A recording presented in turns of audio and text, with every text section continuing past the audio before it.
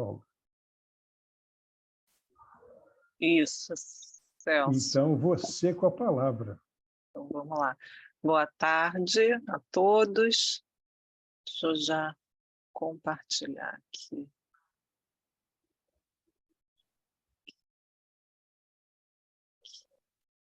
Estão vendo aí direitinho? Sim. O modo de apresentação? Perfeito. Então, boa tarde, gente. É sempre bom estar aqui. E que a paz de Jesus esteja com todos nós e que a gente também consiga, como o Celso até colocou na prece, que a gente consiga realmente aproveitar esse período, esses 40, 45 minutos que eu vou expor aqui, o que eu estudei, o que eu refleti, mas que a gente possa aproveitar além do que do estudo, que a gente possa aproveitar esse ambiente que se forma, que a gente possa realmente se conectar com a espiritualidade, né, que é uma oportunidade da gente estar junto em pensamento, em sentimento e perceber tudo que é preparado nesse momento para nós, essa conexão que vai nos sustentar, vai nos fortalecer durante toda a semana. Então, que a gente tenha momentos agradáveis. O estudo de hoje, como a gente já falou também, são os prolegômenos. Ele está no Livro dos Espíritos. Ele não é denominado de introdução, existe a introdução ao estudo da doutrina espírita que vem antes dos prolegômenos, mas ele está logo em seguida dessa introdução ao estudo da doutrina espírita. Então, ele faz parte dessa grande introdução do que é falado antes da gente chegar no cerne do Livro dos Espíritos, que são as perguntas e as respostas, as perguntas feitas aos espíritos e as respostas que eles nos deram. É uma palavrinha difícil, né, da gente falar, a gente não encontra ela comumente, normalmente, nos livros que a gente lê, seja da doutrina espírita ou não. Às vezes isso pode causar até uma dificuldade da gente parar para ler essa parte, né? A gente já tem uma introdução longa que o Kardec coloca, aí a gente prolegômenos, aquela partezinha, essa palavra esquisita, o que quer dizer, será que tem que ler mesmo? A gente também tem a vontade de chegar logo nas perguntas, mas a gente vai ver e a gente vai observando cada vez que a gente lê que os prolegômenos, eles têm muita informação, ele é rico, ele tem advertências no sentido de conselhos, né?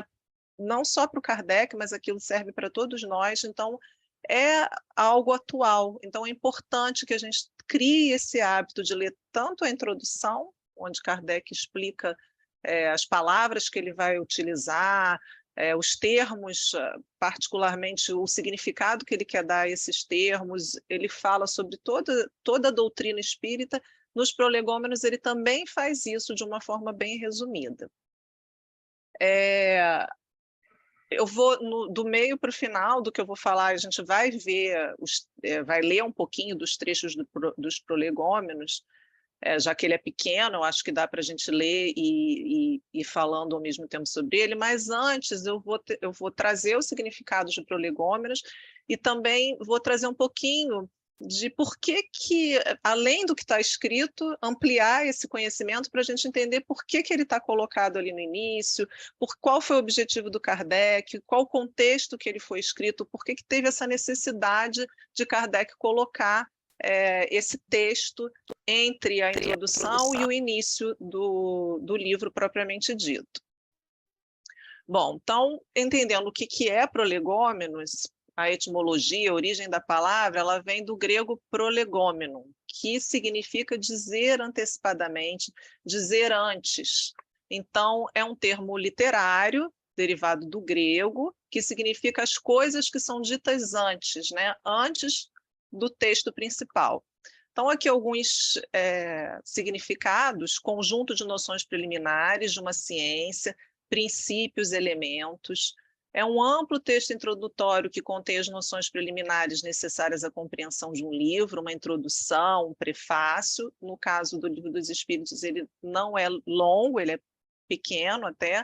Noções ou princípios básicos para o estudo de um assunto qualquer, e uma introdução circunstanciada que precede a obra. Então, é tudo que é dito antes, é uma espécie de estudo preparatório para que a gente possa compreender melhor o que vem, o assunto propriamente dito, explorar melhor esse assunto. Então, é importante a gente saber, né? A gente precisa entender esse estudo preparatório para que a gente tenha completa entendimento, conhecimento do que vem depois. A gente pode ter dificuldade, se a gente pular aqueles prolegômenos, de entender como é que foi feito aquele livro, por que foi feito, qual é o objetivo daquilo.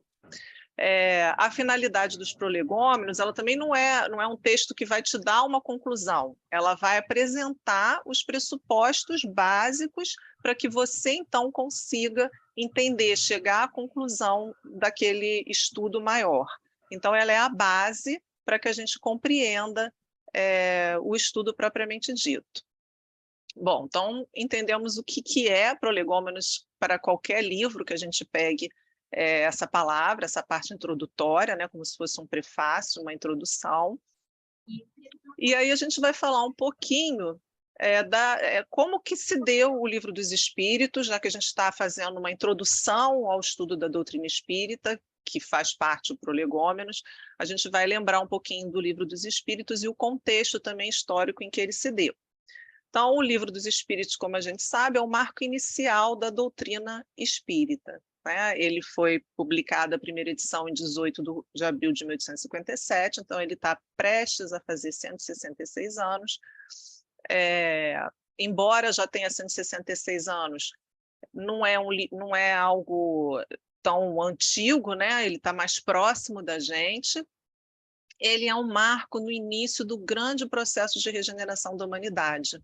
E, às vezes, a gente não consegue perceber a importância do Livro dos Espíritos, a importância de que ele é realmente esse marco nesse processo de regeneração, dessa saída do nosso mundo, do nosso jeito de viver como provas e expiações, né? Porque ele traz uma série de esclarecimentos da onde a gente vem, o que a gente está fazendo aqui, para onde a gente vai, qual o caminho que a gente deve seguir. Então, ele traz essa informação de regeneração, como a gente faz para chegar lá.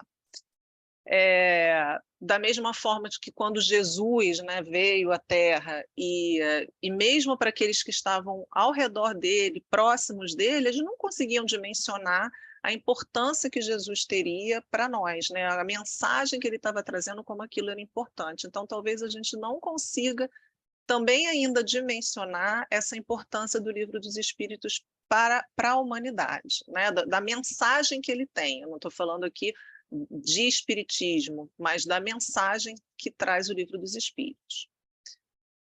E qual foi o contexto em que ocorreu o Livro dos Espíritos, né? Qual foi essa evolução histórica do surgimento do Livro dos Espíritos? É claro que a gente vai estar falando aqui de uma forma bem resumida, mas procurando trazer as principais datas, os principais acontecimentos, o que acontecia no mundo ocidental. Então, em 1848, tem início um movimento moderno espiritualismo, né? Porque a gente sabe que os fenômenos espíritas eles ocorriam e sempre ocorreram em todas as partes, mas começa a ter essa modernidade, né, trazido principalmente pelas irmãs Fox, lá com os fenômenos de Hydesville, nos Estados Unidos. Em 1850, começa, então, a maior difusão dos eventos com as mesas girantes na França, né? E a gente sabe que isso era uma febre. Esses fenômenos das mesas girantes, eles ocorriam nas mansões de senhoras da sociedade, eles eram relatados em jornais da época, como o L'Illustration. Essas reuniões em que faziam essas sessões, elas eram frequentadas por poetas, por intelectuais, por nobres, pela sociedade mesmo, né, da época, inclusive na França, por Victor Hugo. A França estava passando por uma grande mudança, grande reforma, as ruas estavam sendo transformadas em avenidas, bulevares, parques, a construção do Arco do Triunfo. O mundo estava cheio de descobertas científicas, de revolução industrial, muita coisa borbulhando, né? Tudo aquilo acontecendo ao mesmo tempo. Em 1853, inclusive com a parte espírita, né, com esses fenômenos espíritas, em 1853 foi fundada a primeira igreja espiritualista na Inglaterra, em Yorkshire, então também ganha, isso vai ganhando força, né? Isso é assunto em tudo quanto é lugar. A gente tem que lembrar também que a França era o polo cultural da época, né? O que irradiava informação para o mundo. Em 1854, Hippolyte Léon Denisard Rivail, ele é informado por Fortier. Fortier era um magnetizador estudioso, junto com Kardec, né, sobre o magnetismo. E ele encontra com Kardec e ele fala sobre esse fenômeno das mesas girantes e ele acha que esse fenômeno, na verdade, é uma nova aplicação prática do magnetismo. Ele diz que as mesas falam para Kardec, e Kardec, nessa época, ele era muito cético, né? A mesa não fala, e ele diz que ele só vai acreditar quando ele vir e quando provarem que uma mesa tem cérebro para pensar, nervos para sentir e que possa tornar-se sonâmbula, né? Isso está lá em Obras Póstumas, quando ele fala isso. Ele duvida disso, mas ele quer ver, ele vai tomar pé dessa questão. Aí, em 1855, o senhor Carlotti, que era um grande amigo de Kardec há 25 anos, ele faz um longo relato sobre essas mesas girantes, né? Kardec mostra ainda reservas, mas como ele tinha muita confiança em Carlotti, ele para um pouco mais para pensar e para dar um valor àquilo que estava sendo falado, que, na verdade, essas reuniões em torno das mesas mediúnicas, elas eram sempre para o lado da diversão, da festa, né? Então, não eram levadas a sério. E aí Kardec, em 1855, ele assiste pela primeira vez uma sessão na casa da senhora Pleine Maison. Apesar do ceticismo, ele se surpreende com as respostas da mesa, que é aquilo que a gente já conhece, né? Com a questão da inteligência ali, está por trás alguma coisa inteligente. E ele diz, eu entrevia naquelas aparentes futilidades, que era como eram levadas aquelas reuniões, qualquer coisa de sério, como que a revelação de uma nova lei. Então ele consegue já perceber isso. Aí ele passa a frequentar as reuniões mediúnicas, ele recebe de um grupo de intelectuais, que aí Fortier, Didier, Carlotti, cadernos com comunicações diversas, ele já parte de um material, né, com muitas comunicações, antes dele começar a frequentar. Em 1856, ele percebe que aquelas anotações que já existiam, mais as anotações dele, vão tomando proporção de um livro, né? Ele já tem bastante material ali. As perguntas que ele faz para a mesa, né, aí, entre aspas, começam a ser de interesse sobre o futuro da humanidade, e não mais apenas curiosidades, né, diversão. Ele passa a realmente fazer perguntas filosóficas de interesse. Então, ele passa também a frequentar essas reuniões com questões preparadas, com questões mais pensadas, né? Eu pulei aí um pedacinho, só lembrando que é o Carlotti que fala para ele que as mesas falam por espíritos, tá? Então, quando ele vai assistir, ele já tem também essa questão, né? Será que falam por espíritos? Os espíritos se manifestam ali através da mesa. Bem, e aí os espíritos também que iam a essas reuniões, que eram mais sem grandes pretensões, era apenas por divertimento, passam a perceber que ali, né, Kardec, ele estava interessado realmente em outras questões. Então começam também a ser espíritos mais sérios, que vão respondendo de forma mais séria, vai submetendo aos espíritos mais particularmente, ele é orientado numa dessas reuniões de que para aquele objetivo que ele tinha, de fazer perguntas sérias, filosóficas sobre o futuro da humanidade, não era aconselhável que fosse naquele clima de festa, então que deveria ser algo mais particular para aquele fim que ele se sujeitava, que ele queria, né? A intenção dele era algo mais sério, então precisavam ser reuniões mais sérias também, onde tivesse maior controle. E aí Kardec vai avaliando, vai compilando essas informações, e ele vai percebendo que ele tem toda a base do Livro dos Espíritos de uma forma já organizada e metódica. Tá? Nessa época, as reuniões passam a ser na casa da senhora Boudin, mais particulares, que as filhas, a Julie e Caroline, que são as principais médias, são reuniões mais restritas. E aí, em 1857, a primeira edição com 501 perguntas. Em 1860, a gente tem a segunda edição definitiva com 1.019 perguntas, e essas duas edições, elas vendem muito, elas rapidamente esgotam. Então, a gente tem a base da doutrina, que é o Livro dos Espíritos, a primeira obra publicada, que é a capa da segunda edição, de 1860. A gente vê que levou cerca de 20 meses para Kardec organizar o material que ele tinha e o que ele apurou das perguntas dele. Quase todas essas respostas foram psicografadas por Julie e Caroline Boudin, que tinham 14, 16 anos. E na fase de revisão, que ele revisa aquelas questões todas, a médium que mais contribuiu foi Ruth Jaffé, de 20 anos. Em 1860 sai a segunda edição, e essa segunda edição ela foi necessária porque Kardec tinha muitas informações, né? Ele chegou quase que ao dobro das perguntas iniciais que constavam na primeira edição. Então, ele, em conjunto com os espíritos, ele decidiu revisar, ampliar, estender algumas questões que na primeira edição ele até responde de uma forma, através do conhecimento das outras respostas, ele vai vendo que tem que modificar aquilo. Então, Kardec tem esse grande trabalho de planejar, de filtrar, de refletir sobre aquelas questões. E a gente lembra também, né, que o Livro dos Espíritos ele é dividido em 4 partes. Os princípios fundamentais estão todos no Livro dos Espíritos, mas ele vai se dividindo, cada parte do Livro dos Espíritos vai dar origem aos outros 4 livros da codificação. Então, a parte primeira, ela dá origem à Gênese, que vai falar, né, da origem de tudo. A parte segunda vai dar origem ao Livro dos Médiuns, que é a parte prática, né, como é que a gente tem essa comunicação no mundo espírita.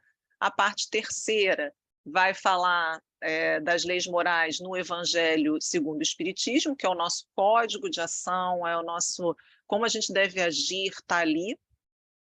E o Céu e o Inferno, que é a parte quarta, né, das esperanças e consolações, vai falar do nosso futuro, do porvir, o que a gente vai encontrar depois. No nosso caso, a introdução e os prolegômenos, eles é falado um pouco aqui no que é o Espiritismo. Tá? Ele lança o que é o Espiritismo, atendendo a várias correspondências que chegavam com dúvidas, então ele prepara em 1858 o que é o Espiritismo, que está fora dos 5 livros, né, da codificação, mas ele também é de Kardec e ele destrincha um pouquinho mais a introdução e os prolegômenos. Bom, então a importância do Livro dos Espíritos, ele esclarece muitas dúvidas nossas essenciais da humanidade, embora ele seja até denso, né, e depois ele é destrinchado nos outros livros, ele é acessível a todos, ele traz muito conforto para a gente, né? Ele diz que a alma sobrevive sempre à morte do corpo, através das experiências, através do que o Kardec constata. Ele diz que nós somos uma individualidade, nós somos os mesmos quando a morte do corpo chega, quando falecemos, nós continuamos os mesmos, né? Com as mesmas virtudes, os mesmos defeitos. Ele traz essa noção mais apurada da justiça divina, trazendo pelo menos um caminho para a gente enxergar por que a gente sofre, como a gente vai fazer para não sofrer, o que a gente pode fazer para diminuir esse caminho tortuoso. Traz que temos influência dos espíritos em nossos pensamentos e atos, né? O tempo inteiro eles estão em contato conosco, não é nada sobrenatural, é algo natural. o destino do ser humano é a felicidade e a perfeição, então a gente tem como objetivo isso, e a gente vai chegar nesse objetivo sempre. A gente sempre tem oportunidade de aprender, sempre, sempre, né? O tempo inteiro, a gente, mesmo que a gente não queira, a gente aprende alguma coisa. E que a felicidade depende do nosso esforço para a gente fazer a reforma íntima e para a gente contribuir da forma como a gente contribui com o mundo, né? Através do que a gente faz de bem. Então, é claro que o Livro dos Espíritos, eu trouxe aí um resuminho, né, do que é muito importante e talvez seja a novidade que está ali no Livro dos Espíritos. Mas tem milhões de outras coisas que a gente, ao ler, vai se deparando, vai observando, vai enxergando. Kardec, ele adota o método de os fatos se apresentaram, né? Ele foi lá ver as mesas, ele viu os fatos, observou, comparou, ele deduz as leis gerais, ele apresenta as causas e também as consequências, né? Então, Kardec, na verdade, ele interconecta as ideias que já existiam em um corpo metodológico, ele dá força, dá robustez a esses fatos de uma forma lógica, para que a gente entenda toda essa noção de causa e efeito. Então, os fatos sempre existiram, né? Algumas noções, algumas ideias de comunicação com o espírito, de vida, de reencarnar, isso existia. Mas ninguém tinha feito essa conexão ainda, né? Explicar para a gente realmente o que aquilo implicava na nossa vida, no nosso dia a dia, qual era a forma que a gente tinha que agir para melhorar isso, para a gente evoluir, quais eram os objetivos disso tudo. Então, ele pega esses conceitos soltos e faz essa interconexão, e é aí que está a força do Espiritismo, né? Não apenas nas informações que ela traz, porque isso a gente tem de outras formas, mas da forma como Kardec expõe, da forma como ele nos trouxe.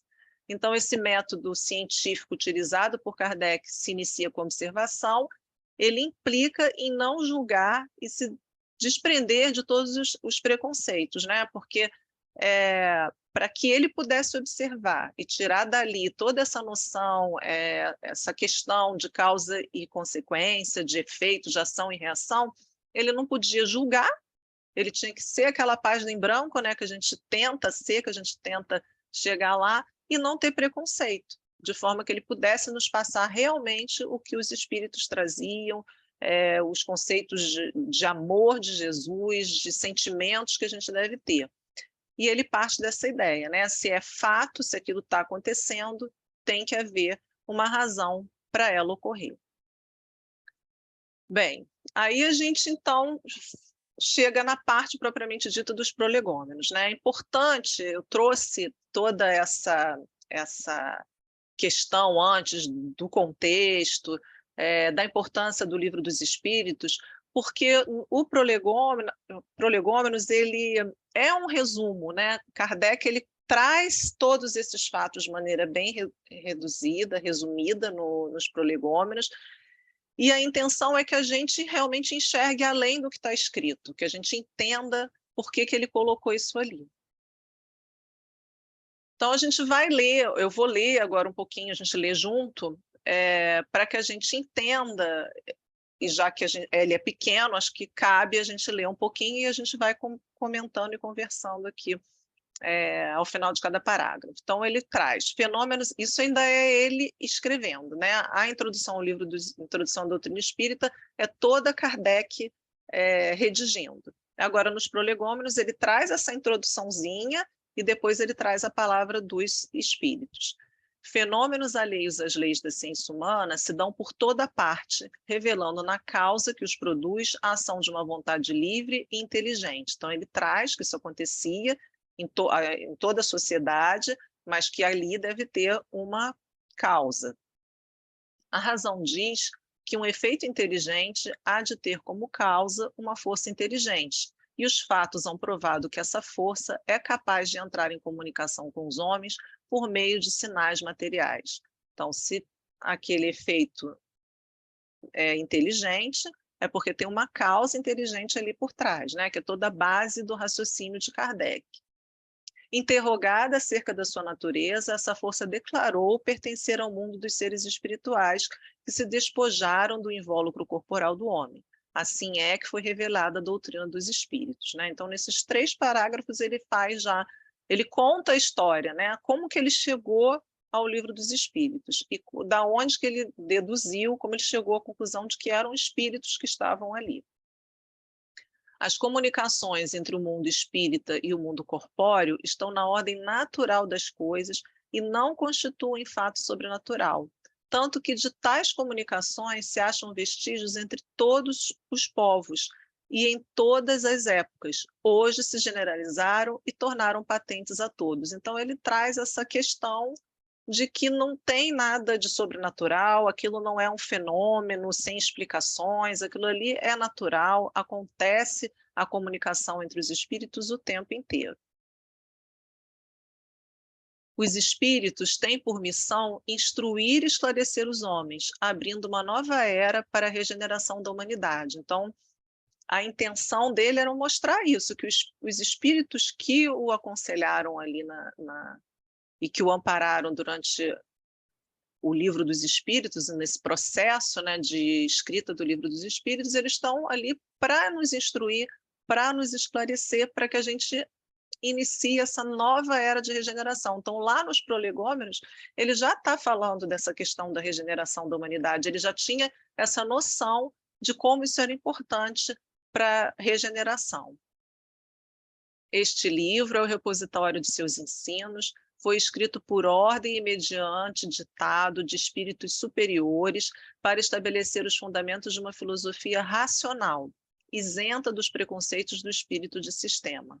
Nada contém que não seja expressão do pensamento deles e que não tenha sido por eles examinado. Só a ordem e a distribuição metódica das matérias, assim como as notas e a forma de algumas partes da redação, constituem obra daquele que recebeu a missão de os publicar. Então, ele chama a atenção de que esse livro é toda do conhecimento dos espíritos, que eles são espíritos superiores, que ali não tem preconceito, né? É uma filosofia racional, que eles examinaram e reexaminaram, e que Kardec também, a parte que lhe coube, foi distribuir isso metodicamente, didaticamente, compilar da melhor forma, separar em capítulos, refletir sobre aquilo, verificar até mesmo a parte de escrita mesmo, de forma que ela fosse bem entendida. Em o número dos espíritos que concorreram para a execução desta obra, muitos se contam que viveram em épocas diversas na Terra, onde pregaram e praticaram a virtude e a sabedoria. Outros, pelos seus nomes, não pertencem a nenhuma personagem, cuja lembrança e história guarde, mas cuja elevação é atestada pela pureza de seus ensinamentos e pela união em que se acham com que usam de nomes venerados. Então, ele coloca que os espíritos, alguns são conhecidos, outros não são conhecidos, mas têm o mesmo sentimento que esses mais conhecidos, né? Que eles querem o bem da Terra, têm sentimentos de pureza, de elevação, né? Não são espíritos perfeitos, mas são espíritos que estão com essa intenção de nos instruir, de esclarecer, de trazer o bem para a humanidade. Então, ele atesta isso pela pureza dos seus ensinamentos. Eis em que termos nos deram por escrito e por muitos médiuns a missão de escrever este livro. Aí agora ele vai relatar, agora vão ser os espíritos que vão falar o que eles queriam que colocasse no livro mesmo, né? Agora a redação dos espíritos. Ocupa-te cheio de zelo e perseverança do trabalho que empreendeste com o nosso concurso, pois esse trabalho é nosso. Nele pusemos as bases de um novo edifício que se eleva e que um dia há de reunir todos os homens no mesmo sentimento de amor e caridade. Mas antes de o divulgares, reveluemos juntos a fim de lhe verificarmos todas as minúcias. Então, é o cuidado dos espíritos para que seja verificado, reexaminado, para que Kardec tivesse esse zelo, né, na hora de publicar, no que ele iria publicar. A gente sabe que Kardec só publicava aquilo que ele tinha vários espíritos falando de várias maneiras, em lugares diferentes, então ele toma todo esse cuidado. Estaremos contigo sempre que o pedires, para te ajudarmos nos teus trabalhos, porquanto esta é apenas uma parte da missão que te está confiada e que já um de nós te revelou. Então, eles oferecem o auxílio sempre. Entre os ensinos que te são dados, alguns há que deves guardar para ti somente até nova ordem. Quando chegar o momento de os publicares, nós te diremos. Enquanto esperas, medita sobre eles a fim de estares pronto quanto te dissermos. Então, esse cuidado de meditar sobre os ensinos, Kardec não foi recebendo aquelas informações e saindo, colocando de qualquer maneira, né? A pedido dos próprios espíritos, ele revia, relia, refletia, até que pudesse ser publicado. Essa parte, né, que a gente gosta desse símbolo que a gente tem, a gente, quando traduz em símbolos para a gente fica mais fácil, né, da gente guardar a mensagem. Então eles desenham essa cepa, né, com a uva e colocam lá: porás no cabeçalho do livro a cepa que te desenhamos, porque é o emblema do trabalho do Criador. Aí se acham reunidos todos os princípios materiais que melhor podem representar o corpo e o espírito. O corpo é a cepa, o espírito é o licor. A alma ou espírito ligado à matéria é o bago. O homem quintessencia o espírito pelo trabalho, e tu sabes que só mediante o trabalho do corpo o espírito adquire conhecimentos. Então, olha quanta informação a gente tem aqui, né? Ele coloca que a cepa é o emblema do trabalho do Criador. Aí a gente lembra lá em João, né, quando o Cristo fala que eu sou a videira e meu pai é o agricultor, e todo ramo que não produzir frutos será cortado, né? E aí ele coloca que o corpo é a cepa é o tronco da videira, né, o pé de videira. O espírito é o licor, quer dizer, é o suco, né, o que sai ali da uva, e a alma, ou o espírito ligado à matéria, é o bago, que é o fruto, né? Então ali a gente tem a carcaça, o corpo da fruta, e o licor que está ali dentro, o suco que está ali, né? Então cada uva, cada fruto, o bago, é a alma, é uma analogia da alma, o espírito ligado à matéria.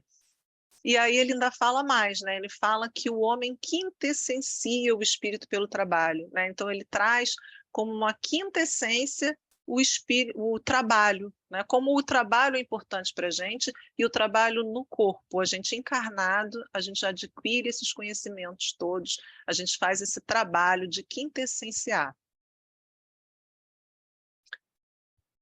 Continuando, não te deixes desanimar pela crítica. Encontrarás contraditores encarniçados, sobretudo entre os que têm interesse nos abusos. Encontrá-los-ás mesmo entre os espíritos. Por isso que os que ainda não estão completamente desmaterializados procuram frequentemente semear a dúvida por malícia ou ignorância. Prossegue sempre, crê em Deus e caminha com confiança.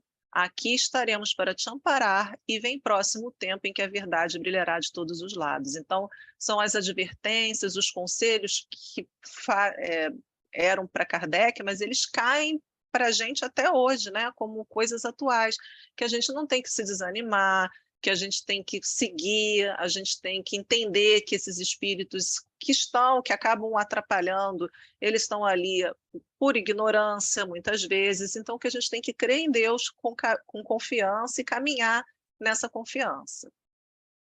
A vaidade de certos homens que julgam saber tudo e tudo querem explicar a seu modo dará nascimento a opiniões dissidentes, mas todos os que tiverem em vista o grande princípio de Jesus se confundirão num só sentimento, o do amor, do bem, e se unirão por um laço fraterno que prenderá o mundo inteiro, e a doutrina será sempre a mesma quanto ao fundo para todos os que receberem comunicações de espíritos superiores. Então ele aí também adverte com a questão da vaidade, né, do que a gente tem que fazer do amor ao bem, do laço fraterno que nos une, que prende o mundo inteiro. E ele coloca ali também, né, que a doutrina, quanto ao fundo, os fundamentos da doutrina, ele vai estar sempre ali, né? A ciência vem, nos traz informações, mas ela vai ser sempre a mesma quanto ao fundo. E aí ele traz a assinatura desses espíritos aqui, que assinam esse trecho dos prolegômenos. São João Evangelista, Santo Agostinho, São Vicente de Paulo, São Luís, o Espírito de Verdade, Sócrates, Platão, Fénelon, Franklin, Swedenborg, e ele coloca, etc., etc., né? Os outros que não têm nomes tão conhecidos, mas que são também espíritos comprometidos com o ensino, com o amor, com a nossa instrução. Então, a gente vê, assim, uma primeira observação é que essa separação dos prolegômenos da introdução propriamente dita ao estudo da doutrina espírita, Kardec também quis fazer essa diferença, né? Uma foi o Kardec que escreveu, a outra introdução foi orientada, o início dela, pelos próprios espíritos, e ele trouxe o que os espíritos colocaram para Kardec na construção do Livro dos Espíritos. Bem, então a gente aqui, pegando alguns pontos importantes que ainda não foram falados sobre os prolegômenos. A gente precisa registrar que da primeira edição, lá de 1857 para a segunda, em 1860, Kardec ele faz algumas modificações quanto à forma dos prolegômenos. E os dois últimos parágrafos, que são aqueles que a gente leu de advertências, de conselhos, eles não constavam na primeira edição. A lista dos nomes dos espíritos que assinaram a mensagem, que a gente acabou de ver no último slide, só aparece também na segunda edição. Na primeira ele não coloca a lista de nomes. Os prolegômenos, então, eles são uma parte elucidativa na qual nos é informado que o Livro dos Espíritos foi escrito por ordem e sob ditado de espíritos que viveram em diferentes épocas e que tem o propósito de instruir. A parte que coube a Kardec, né? Kardec deixa claro isso, que ele corrigiu, recortou, alterou, misturou textos, ele constrói um novo texto também. O que é importante ali, o que é valorizado, que é o que os espíritos falam, né? É o fundamento, a ideia, o pensamento, isso veio dos espíritos e foi mantido com certeza por Kardec, né? Ele preocupa-se, então, Kardec, ele se preocupa com a clareza, com o conteúdo das ideias, né? Ele é um grande facilitador para nós do que os espíritos nos trouxeram de conhecimento, né? E a gente vê como que os prolegômenos têm informação, como ele é rico de informação. A recomendação de que o desenvolvimento do ser humano se faz no amor, na ajuda ao próximo. Os espíritos, eles oferecem toda a ajuda que se fizer necessária, tanto para Kardec, mas a gente sabe que isso também serve para nós, né? Quando a gente pede ajuda, a gente vai receber. E que essa comunicação entre encarnados e desencarnados, ela é algo natural, que não tem nada de sobrenatural, não tem nada de fenômeno, de sem explicações, ela é explicada e ela é algo natural, que a gente convive desde que o homem é homem até os dias de hoje, e a gente vai sempre conviver com essa troca. Bom, também os prolegômenos também são uma mensagem de esperança, que nos traz a importância do trabalho para a evolução espiritual, né? Como ele coloca lá, é a quinta essência, né? Na Grécia Antiga a gente tem que os fundamentos, as essências, os formadores de tudo eram 4 elementos, 4 essências, a terra, o ar, a água e o ar, e aí aparece o trabalho como essa quinta essência que nos vai dar essa oportunidade de aprendizado e de evolução.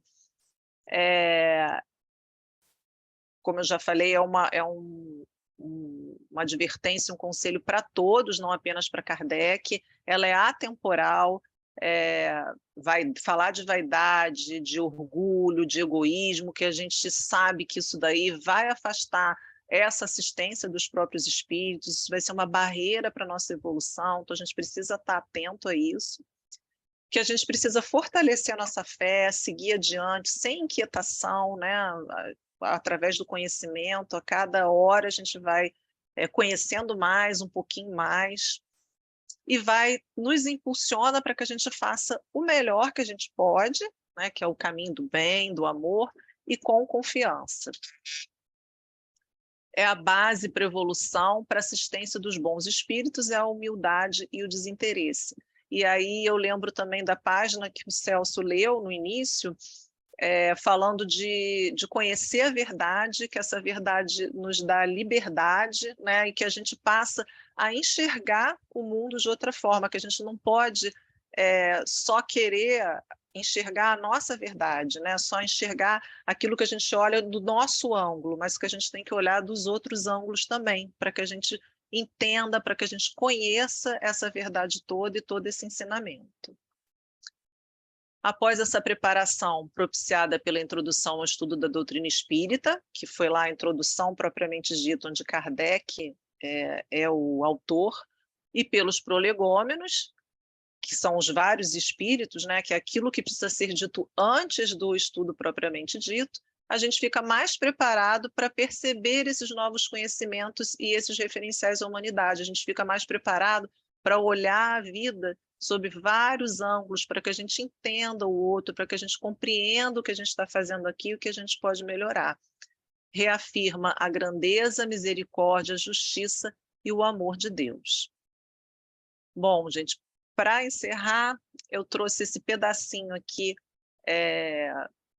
do livro Ação e Reação, de Emmanuel, a introdução, né? A introdução é do Emmanuel, no livro Ação e Reação, onde ele faz também um resuminho sobre a codificação sobre a doutrina espírita.